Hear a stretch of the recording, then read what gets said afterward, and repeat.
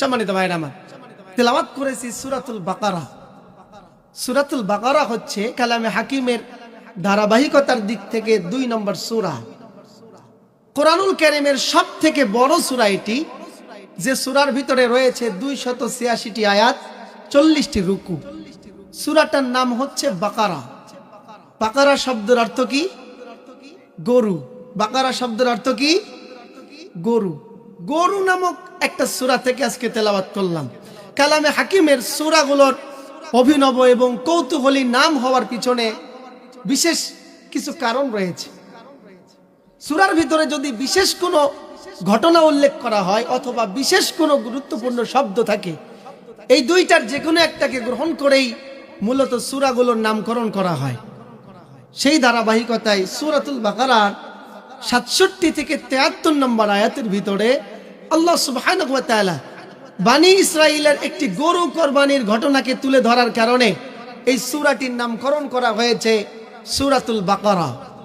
সম্মানিত ভাইয়েরা আমার, এই সূরাতুল বাকারার 286টি আয়াতের মধ্য থেকে আমি আপনাদের সামনে ছোট্ট একটি আয়াতে কারিমা তেলাওয়াত করেছি, যে আয়াতটি হচ্ছে সূরাতুল বাকারার 152 নম্বর আয়াত। আমি যখন আয়াতে কারিমাটি তেলাওয়াত করেছি, আপনারা সাধারণতই এই আয়াতটা বুঝতে পেরেছেন এবং সব মুসলমানদের মোটামুটি এই আয়াতটা মুখস্থ থাকে। সম্মানিত ভাইরা আমার, সূরাতুল বাকারা শুধুমাত্র নাতি দীর্ঘর দিক দিয়ে, বড়র দিক দিয়ে, আয়াত সংখ্যা বেশির দিক দিয়েই যে বড় তা নয়, এর ফজিলত অনেক বেশি। কেননা এই সূরার ভিতরেই রয়েছে কোরআনের সর্বশ্রেষ্ঠ আয়াতে কারিমা আয়াতুল কুরসি, এবং এই সূরার শেষ 3টি আয়াতও অত্যন্ত ফজিলতপূর্ণ। এই সূরাটির ফজিলত সম্পর্কে তাফসিরে খাজানে বুখারী এবং মুসলিম শরীফের উদ্ধৃতি দিয়ে বর্ণনা করেছেন, যেই ঘরের ভিতরে সূরাতুল বাকারা তেলাওয়াত করা হয় ওই ঘর থেকে শয়তান পালায়া যায়। বলেন সুবহানাল্লাহ। শুধু তাই না, যেই ঘরের ভিতরে সূরাতুল বাকারা থেকে তেলাওয়াত করা হয় ওই ঘরের ভিতরে 3 দিন পর্যন্ত শয়তান প্রবেশ করতে পারে না। সুবহানাল্লাহ বলেন। সূরাতুল বাকারা একটি গুরুত্বপূর্ণ সূরা। সূরাটির শানে নুজুলের দিকে নজর করলে দেখা যায় হযরতে আব্দুল্লাহ ইবনে আব্বাস রাদিয়াল্লাহু তাআলা আনহু তিনি বলেন, রাসূল আকরাম সাল্লাল্লাহু আলাইহি সাল্লাম মক্কা থেকে মদিনায় হিজরতের পরে সর্বপ্রথম যে সূরাটি মদিনায় রাসূলের উপর অবতীর্ণ হয়েছে সেই সূরাটির নাম হচ্ছে সূরাতুল বাকারা। সম্মানিত ভাইরা আমার, তেলাওয়াত করেছি সূরাতুল বাকারা থেকে 152 নম্বর আয়াত। আসুন আমরা একটু নজর করে দেখি আল্লাহ সুবহানাহু ওয়া তাআলা এই আয়াতের ভিতরে আমাদেরকে কি দিক নির্দেশনা দিচ্ছেন। আল্লাহ রাব্বুল আলামিন বলেন, ফাযকুরুনি আযকুরুকুম ওয়াশকুরুলি ওয়ালা তাকফুরুন। ও আমার বান্দারা, তোমরা আমাকে স্মরণ করো, আমিও তোমাদেরকে স্মরণ করব, আর সার্বক্ষণিক আমার শুকর গুজার করো, আমার সঙ্গে কুফরি করো না। সুস্পষ্ট আয়াতে কারিমায় আল্লাহ পাক রব্বুল আলামিন সূরাতুল বাকারার 152 নম্বর আয়াতের ঘোষণায় যা জানালেন, এই আয়াতের মধ্য থেকে গুরুত্বপূর্ণ 3টা শব্দকে গ্রহণ করে আমরা সংক্ষিপ্ত আলোচনার দিকে আগাতে চাই। সম্মানিত ভাইয়েরা আমার, আল্লাহ পাক বললেন, ফাযকুরুনি আযকুরুকুম ওয়াশকুরুলি ওয়ালা তাকফুরুন। গুরুত্বপূর্ণ 3টি শব্দ। 1 আয-যিকির, 2 আশ-শুকর, 3 আল-কুফ। কয়টা শব্দ? প্রথমে আসুন আমরা আলোচনা করতে চাই জিকির শব্দটা নিয়ে, এবং আমার আলোচনার আজকের মূল প্রতিপাদ্য বিষয় হচ্ছে জিকির। আলোচনার বিষয় কি? কথা বলেন নাকি?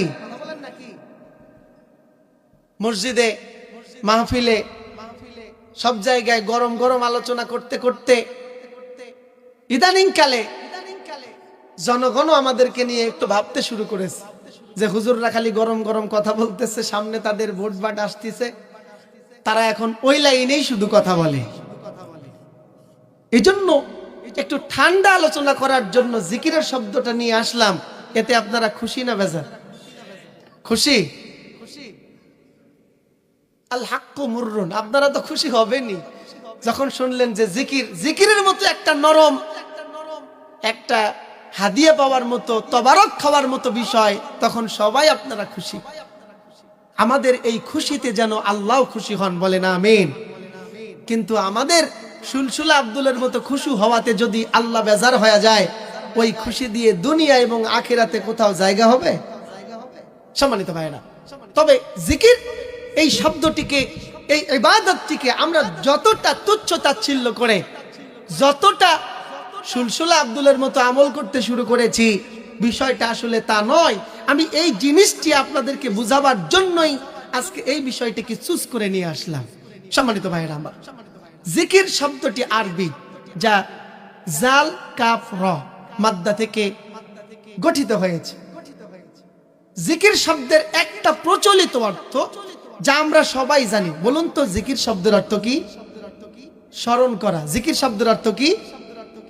তবে প্রিয় ভাইয়েরা আমার, কোরআনুল কারীমের ভিতরে জিকির শব্দের আল্লাহ সুবহানাহু ওয়া তাআলা 5 ধরনের অর্থ দিয়েছেন। কয় ধরনের? কথা বলেন, কয় ধরনের? আমরা কিন্তু একটাই জানি, আমরা সাধারণ মানুষেরা একটাই জানি, সেটা হলো জিকির শব্দের অর্থ হলো স্মরণ করা, তাসবিহ জপা। ঠিক কি ঠিক না? কিন্তু আল্লাহ সুবহানাহু ওয়া তাআলা কালামে হাকিমের বিভিন্ন আয়াতের ভিতরে জিকির শব্দটির 5 ধরনের অর্থ দিয়েছে। জিকির শব্দের 1 নম্বর অর্থ হলো কোরআন। আল্লাহ রাব্বুল আলামিন সূরাতুল হিজরের 9 নম্বর আয়াতে বলতেছেন, ইন্না নাহনু নাযালনা যিকরা ওয়া ইন্না লাহু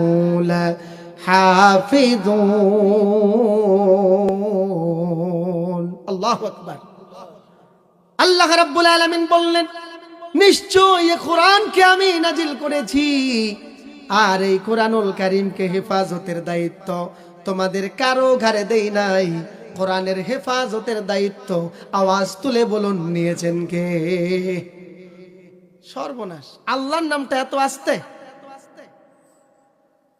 আওয়াজ করে বলুন, কোরআনের হেফাজতের দায়িত্ব নিয়েছেন কে? একটু আওয়াজ করলে অত্যন্ত শীত তো, গরম লাগবে, ভালো লাগবে, সওয়াবও হবে, আবার একটু ঠান্ডা থেকে বাঁচাও যায়। জিকির শব্দের 1 নম্বর অর্থ, আল্লাহ পাক বলতেছেন জিকির হলো আমার কোরআন।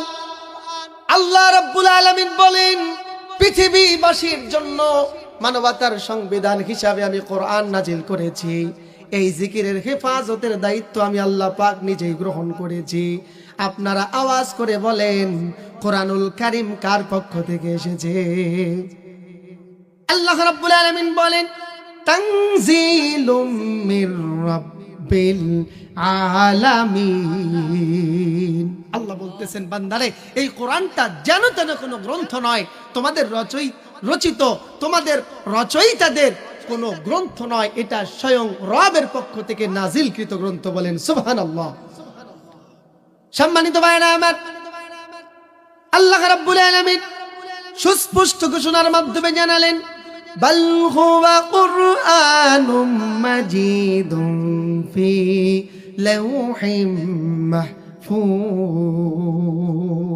আল্লাহ বলতেছেন, এটা হলো মহাসম্মানিত কোরআন, যা লাউহে মাহফুজে সংরক্ষিত। ওই জায়গা থেকে আমি মানবতার জন্য এই জিকিরটাকে নাজিল করেছি। সুবহানাল্লাহ বলে। আজকের দুনিয়াতে কোরআনকে, কোরআনের অনুশাসনকে প্রতিষ্ঠিত হতে দেওয়া যাবে না, এই মর্মে গোটা দুনিয়ার অধিকাংশ মানুষ প্রতিজ্ঞাবদ্ধ আন্দোলন করতেছে। ঠিক কিনা বলে? তারা মনে করে আমাদের ঐক্যবদ্ধ শক্তি কোরআনের বিরুদ্ধে আগ্রাসন চালালে পরে আল্লাহর কোরআন এই জমিন থেকে মুছে যাবে, কোরআনের বিধানকে এই সংখ্যালঘু মুসলমানেরা জমিনে প্রতিষ্ঠিত করতে পারবে না। আপনারা বলেন, তাদের এই ধারণা সঠিক না ভুল? তারা মনে করে মুখের ফুৎকার দিয়া আল্লাহর কোরআনের আলোকে নিভায়।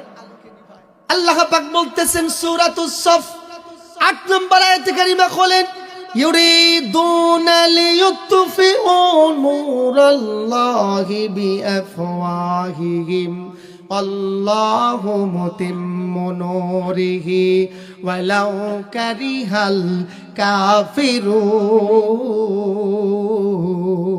আল্লাহু আকবার।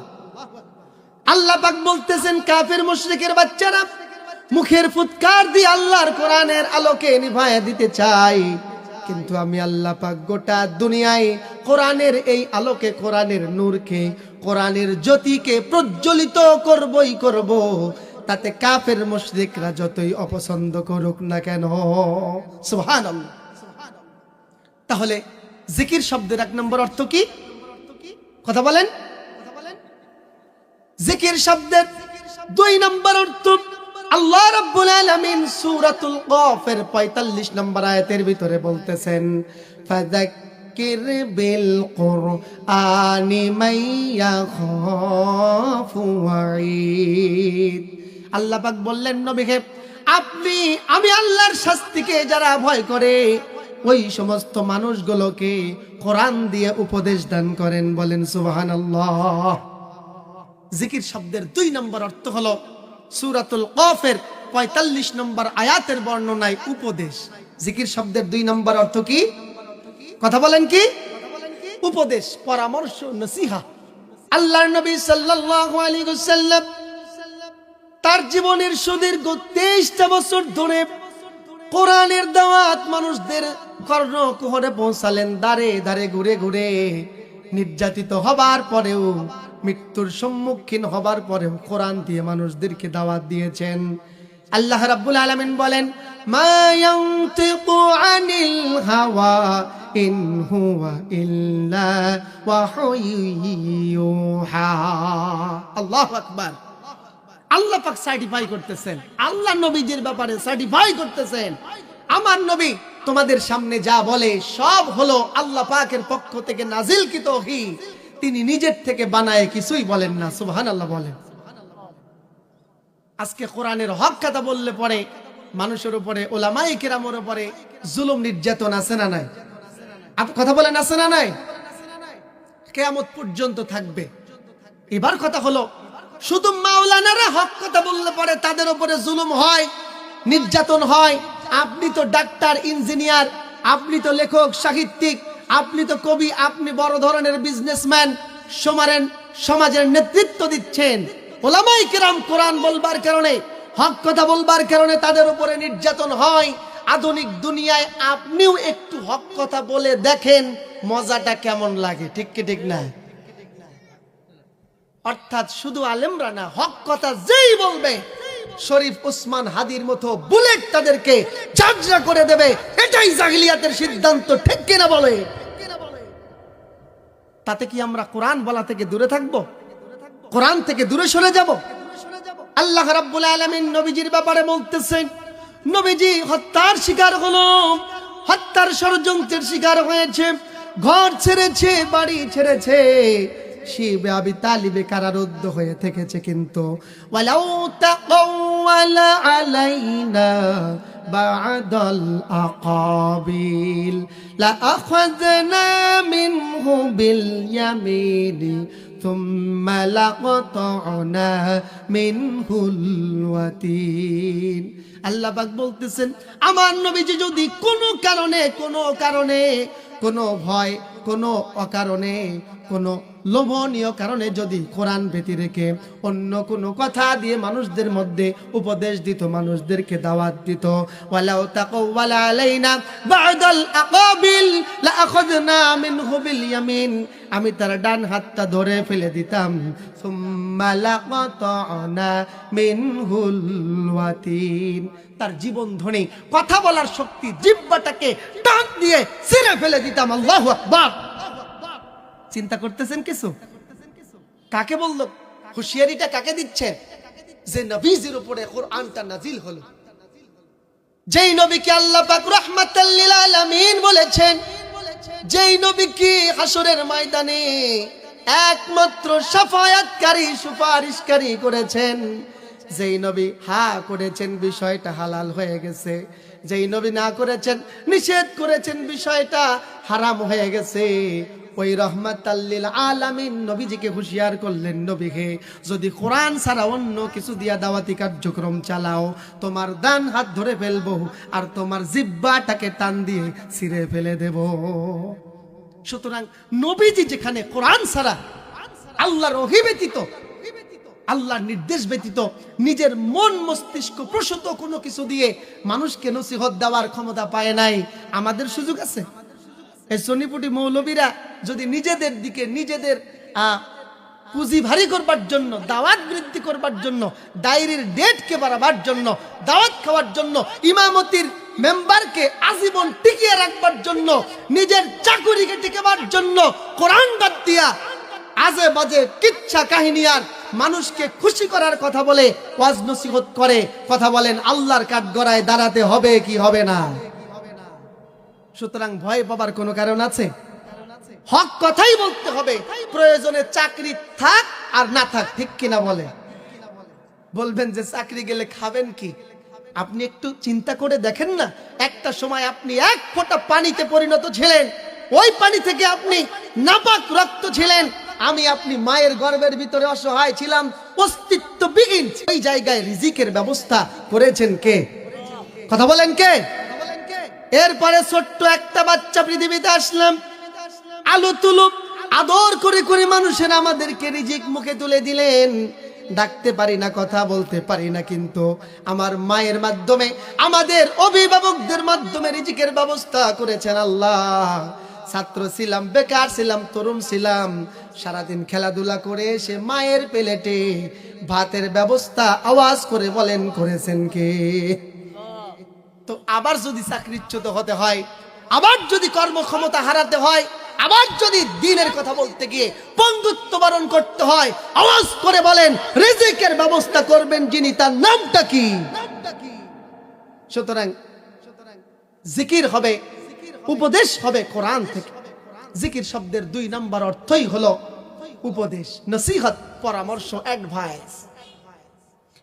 জিকির শব্দের 3 নম্বর অর্থ আল্লাহ রাব্বুল আলামিন বলছেন, ইয়া আইয়ুহাল্লাযীনা আমানু ইযা নুদিয়া লিস-সালাতি মিন ইয়াউমিল জুমআতি ফাসআউ ইলা যিকরিল্লাহ যিকরিল্লাহি ওয়া যারুল বাইআ যালিকুম খায়রুল লাকুম ইন কুনতুম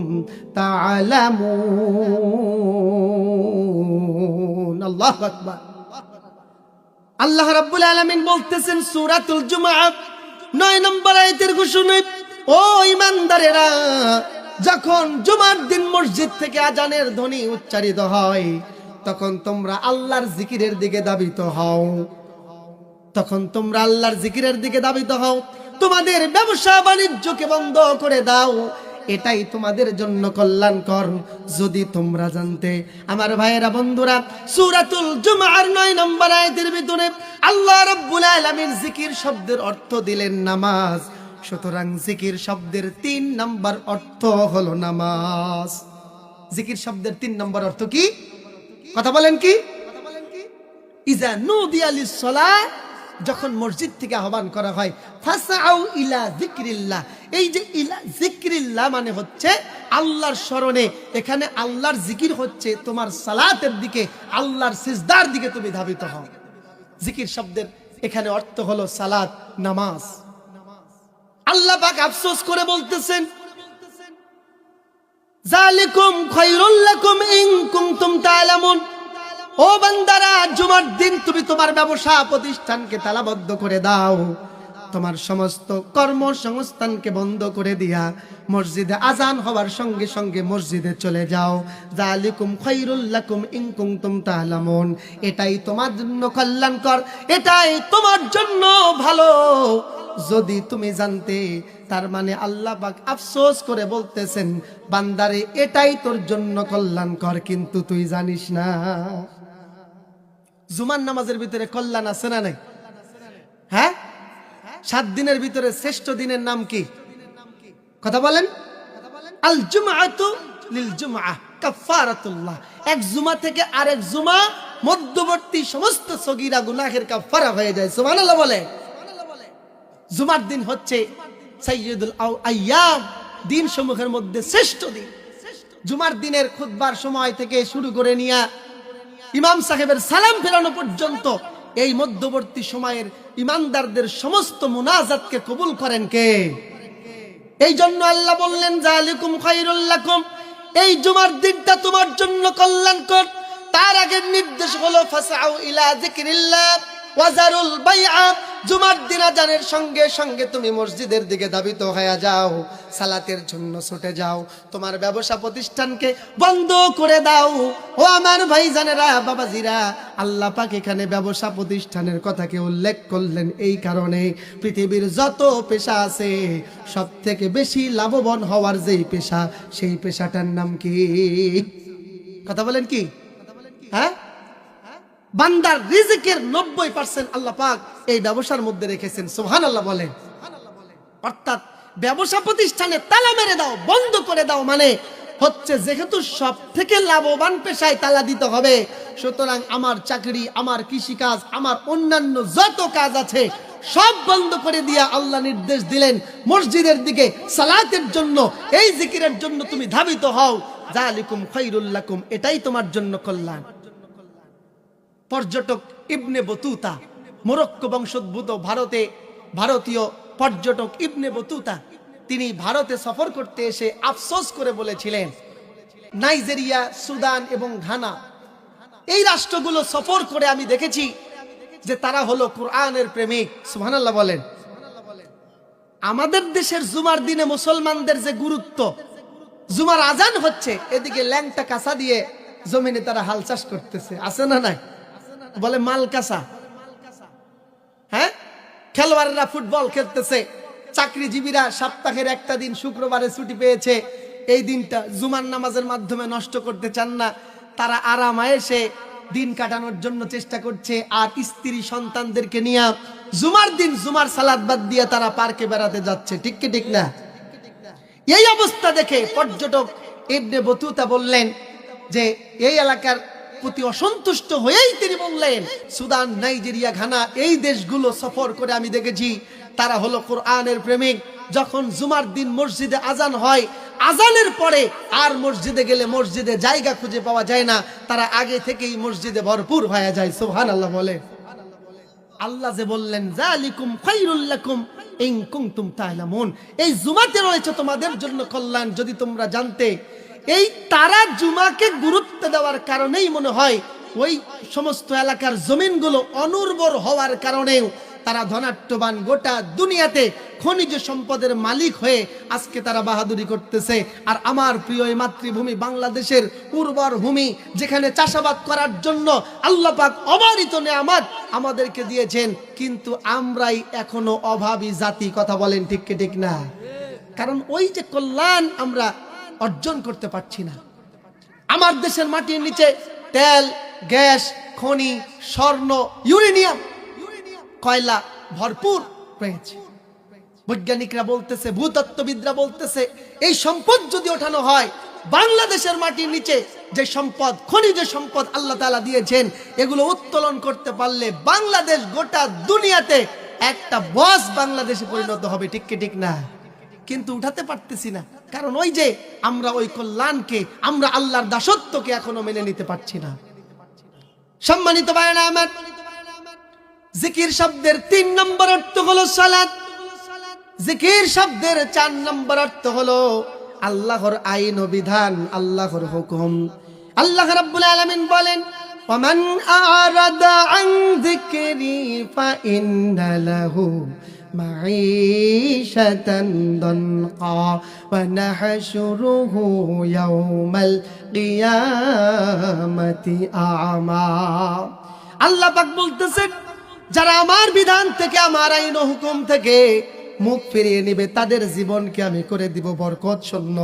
ওয়া নাহশুরুহু ইয়াওমাল কিয়ামাতি আ'মা, আর এই সমস্ত মানুষগুলোকে আমি কিয়ামতের ময়দানে অন্ধ করে উপস্থাপন করব। বলেন নাউজুবিল্লাহ। এই আয়াতের ভিতরে জিকির শব্দের অর্থ হলো আল্লাহর আইন ও বিধান, আল্লাহর হুকুম। আজকের দুনিয়াতে আপনারা বলুন তো, আল্লাহর বিধান থেকে মানুষ দূরে আছে না আল্লাহর বিধান মেনে চলতেছে? কথা বলেন। আল্লাহ পাক বলতেছেন, যারা আমার আইন ও বিধান থেকে, আমার সংবিধান থেকে, আমার নির্দেশ থেকে দূরে সরে যাবে, তাদের জীবনে কোনো বরকত থাকবে না, তাদের জীবনে কোনো রহমত থাকবে না, তাদের জীবনকে করে দিব আমি বরকত শূন্য। তারা যতই উন্নতি করতে চাক না কেন, উন্নতির চরম শিখরে আরোহণ করতে পারবে না, বরং তাদেরকে কিয়ামতের মাঠে অন্ধ করে উঠাবো। শুধু তাই নয়, আল্লাহ রাব্বুল আলামিন বলেন, ওয়ামান ইয়াশু আন যিকরির রহমানি নুকাইয়িদ লাহু শাইতানান ফাহুয়া লাহু করিন। আল্লাহ পাক বললেন সূরাতুজ যুখরুফ 36 নম্বর আয়াতে কারিমা খুলে দেখেন, আল্লাহ পাক বলতেছেন, বান্দাদের ভিতরে যারা আমার আইন থেকে মুখ ফিরিয়ে নেয়, আমি আল্লাহ তার জন্য একজন শয়তানকে নিযুক্ত করে দেই। এক সময় ওই শয়তান তার ঘনিষ্ঠতম বন্ধুতে পরিণত হয়ে যায়। নাউজুবিল্লাহ বলে। চিন্তা করতেছেন? আল্লাহ বলতেছে, যারা আমার আইন ও বিধান থেকে, আমার দিন থেকে, আমার সংবিধান থেকে যারা মুখ ফিরিয়ে নেয়, তার পিছনে আমি আল্লাহ একজন শয়তানকে সেট করে দিই। ফাহুয়া লাহু করিন। ওই শয়তান এক সময় তার অন্তরঙ্গ বন্ধুতে পরিণত হয়ে যায়, সার্বক্ষণিক তার সঙ্গে থাকে। এবার বলেন, শয়তান যদি কারো বন্ধু হয়ে যায় আর আল্লাহ থেকে যদি কেউ দূরে চলে যায়, তার দুনিয়া এবং আখিরাতের সফলতা আসবে? কথা বলেন, আসবে? কোনো সন্দেহ নেই, তাকে দুনিয়া এবং আখিরাতে ব্যর্থতায় পর্যবসিত হতেই হবে। সম্মানিত ভাইরা আমার, জিকির শব্দের 4 নম্বর অর্থ হলো আল্লাহর আইন ও বিধান।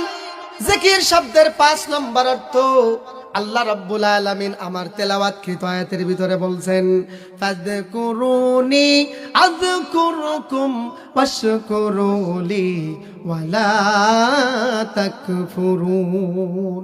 এই আয়াতের ভিতরে জিকির শব্দের অর্থ হলো আমরা যেটা জানি সেটা কি বলেন তো? জিকির শব্দের অর্থ কি? স্মরণ করা, তাসবিহ পড়া। এই আয়াতে আল্লাহ সুবহানাহু ওয়া তাআলা দুইবার জিকির শব্দটিকে উল্লেখ করলেন, যেখানে জিকির শব্দের অর্থই হলো স্মরণ করা, অনুধাবন করা, উপলব্ধি করা, চিন্তা, গবেষণা, ফিকির করা। সম্মানিত ভাইয়েরা আমার, আমরা আমাদের প্রচলিত সমাজ ব্যবস্থায় জিকির যে একটা ইবাদত, জিকির যে একটা আল্লাহর দাসত্ব, এইটাকে, এই জিকিরের পূর্ণাঙ্গ রূপটাকে ভুলে গিয়ে শুধুমাত্র মৌখিক জিকির নিয়েই ব্যস্ত হয়ে গেছি। ঠিক কি ঠিক না? এখানে জিকির শব্দের অর্থ হলো স্মরণ করা, অর্থাৎ আল্লাহ সুবহানাহু ওয়া তাআলাকে আমরা স্মরণ করব। এই স্মরণের পদ্ধতি আবার 3টা। কয়টা? 3 ধরনের হতে পারে। একটা হলো লিসানি, জবানের মাধ্যমে জিকির, কলবি, অন্তরের মাধ্যমে জিকির, আর একটা হলো বিল জাওয়ারিহ, আমার দেহের অঙ্গ প্রত্যঙ্গের মাধ্যমে জিকির। এবার বলেন, একটা হলো মুখের জিকির, আর একটা হলো অন্তরের জিকির, আর একটা হলো অঙ্গ প্রত্যঙ্গের মাধ্যমে জিকির। এই 3টা জিকিরের মধ্যে উত্তম কোনটা? উত্তম জিকির হচ্ছে, সর্বোত্তম জিকির হচ্ছে অন্তর, মুখ এবং বিল জাওয়ারি, দেহের অঙ্গ প্রত্যঙ্গের মাধ্যমে প্র্যাকটিক্যালি জিকির করা। অর্থাৎ যে আল্লাহ যে আমার রব, আল্লাহ যে আমার ইলাহ, এটা অন্তরে যেমন বিশ্বাস করাটা ঈমানের দাবি, ইকরার বিল লিসান, তাসদীক বিল জিনান, আমাল বিল আরকান। অর্থাৎ কালিমাকে আগে মুখে ঘোষণা করতে হবে, অন্তরে দৃঢ় বিশ্বাস থাকবে এবং কালেমাকে আমার বাস্তব জীবনে প্রতিষ্ঠা করতে হবে, বাস্তবায়ন করতে হবে। এটা হলো পূর্ণাঙ্গ ঈমান। ঠিক তেমনি প্রকৃত জিকির হচ্ছে, মুখে যেই জিকিরটা করব ওই জিকির অন্তরে বিশ্বাস করতে হবে এবং ওই জিকিরকে আমার দেহের অঙ্গ প্রত্যঙ্গের মাধ্যমে বাস্তবায়ন করতে হবে। এটা হলো প্রকৃত জিকির। তাই বলে মুখের জিকিরকে অস্বীকার করছি না, অন্তরের জিকিরকেও অস্বীকার করতেছি না। তবে প্রকৃত জিকির হচ্ছে যেই জিকির আমরা মুখে স্বীকৃতি দেওয়ার পরে অন্তরে দৃঢ় বিশ্বাস করি এবং তা আমলে বাস্তবায়ন করবার জন্য চেষ্টা করি।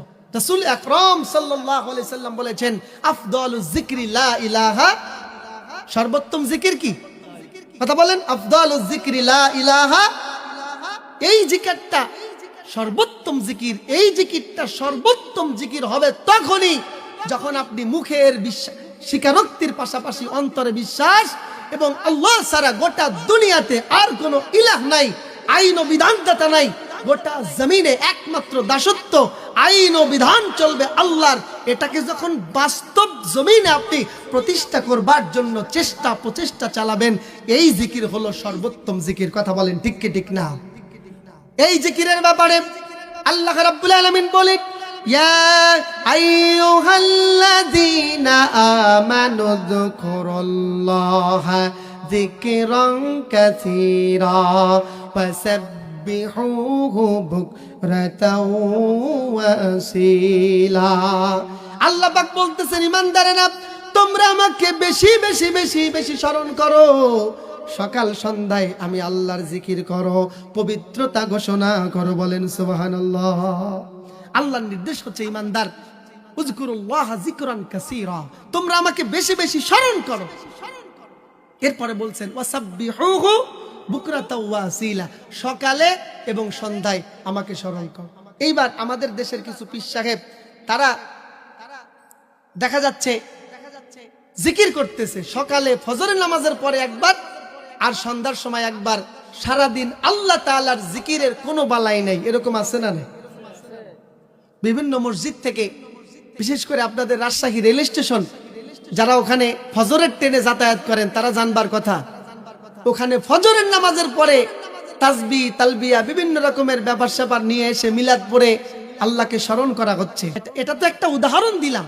এইরকম অনেক পীর সাহেব আছেন, তারা বলেন যে আল্লাহ পাক বলেছেন সকালে একবার জিকির করব, আল্লাহকে স্মরণ করব, সন্ধ্যায় একবার করব, সারা দিনের হক আদায় হয়ে যাবে। এরকম আছে না নাই? আছে না নাই?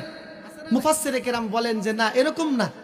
এই জায়গায় ওয়াসাব্বিহুহু বুকরাতাও ওয়া আসীলা, সকালে এবং সন্ধ্যায় আল্লাহর তাসবিহ পড়ো মানে হচ্ছে সকাল থেকে সন্ধ্যা, সন্ধ্যা থেকে আবার সকাল, 24 ঘন্টা জিকির করতে হবে।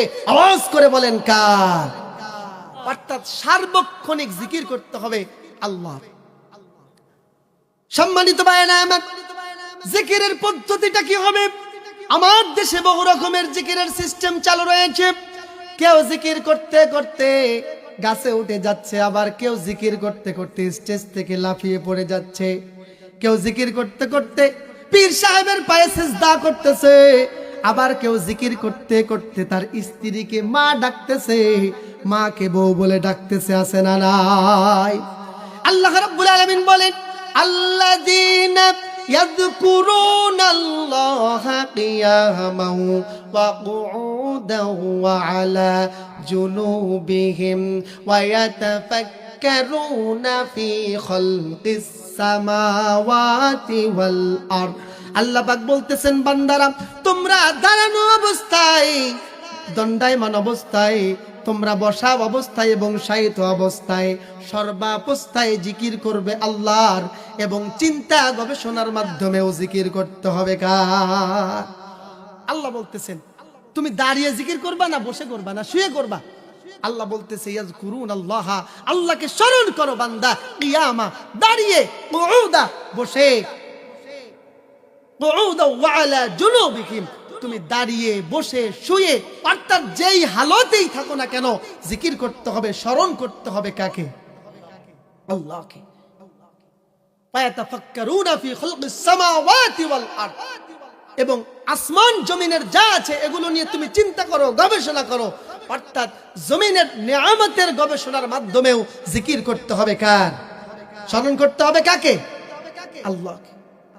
সম্মানিত ভাইরা আমার, এখানে আল্লাহ সুবহানাহু ওয়া তাআলা আমাদেরকে জিকিরের নির্দেশ দিলেন, জিকির করতে বললেন।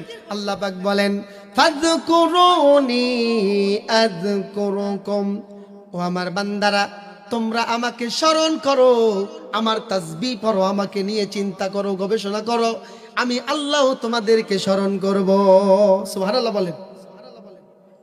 এইবার ব্যাপার হলো আমরা আল্লাহকে একটু স্মরণ করি, বলুন না আল্লাহ। এইবার বান্দা কে আল্লাহ তাআলা স্মরণ করার যে নির্দেশটা দিলেন, আল্লাহ বললেন ফাযকুরুনি, তোমরা আমাকে স্মরণ করো, আযকুরুকুম, আমিও তোমাদেরকে স্মরণ করব।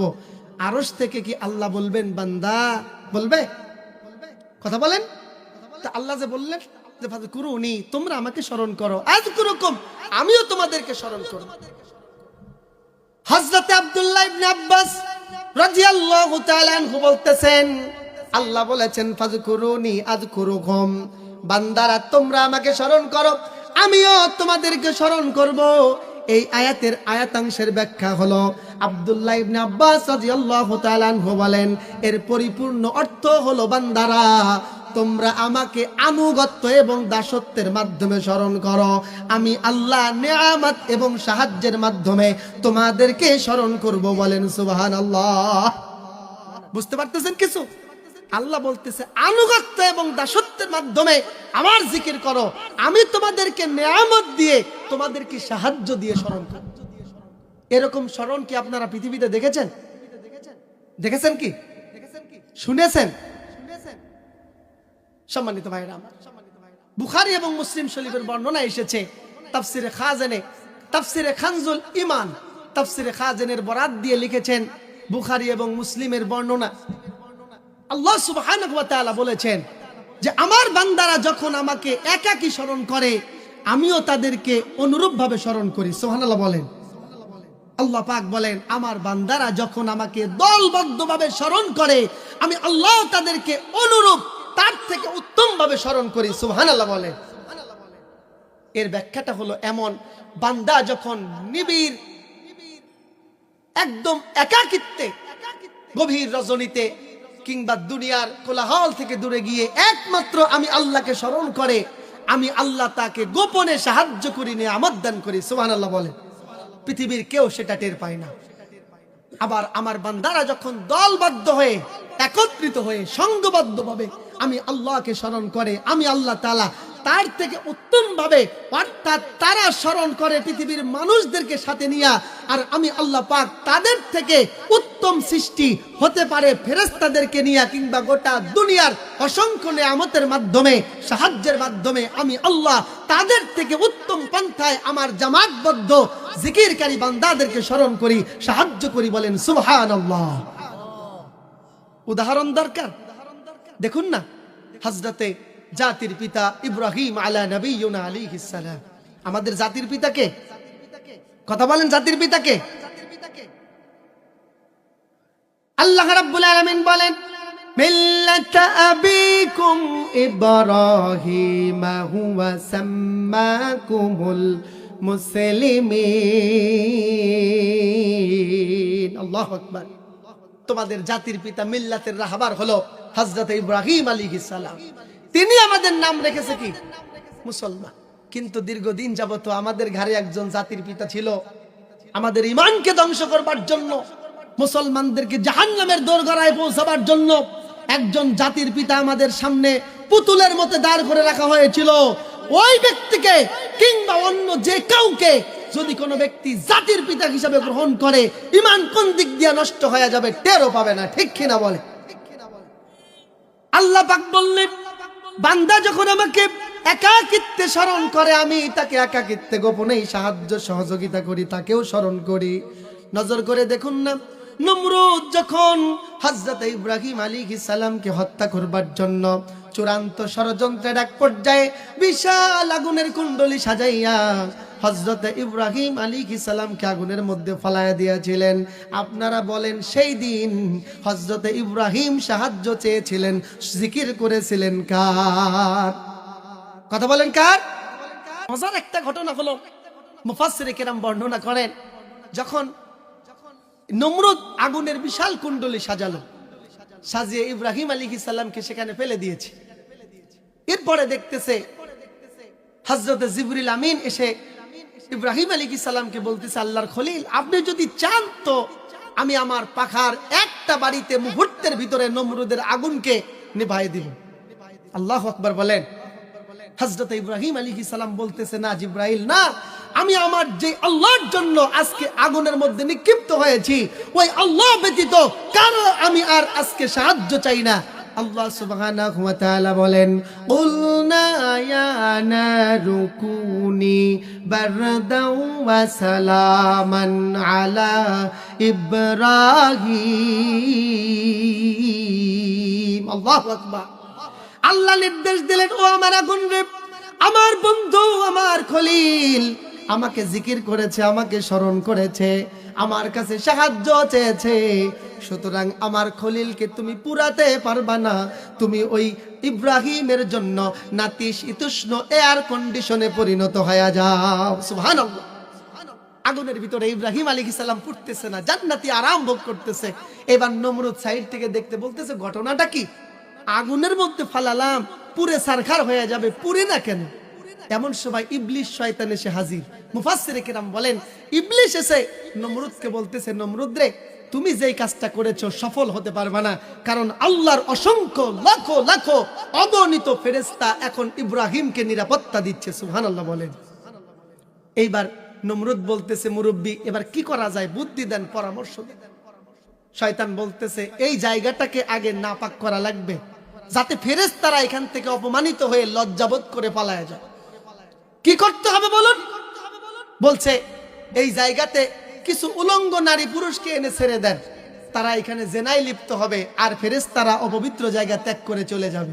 নমরুদ ইবলিশের কথা মতো 40 জন বিশ্ব সুন্দরীকে আর 40 জন সুদর্শন যুবককে নিয়ে এসে জেনায় লাগায় দিলেন।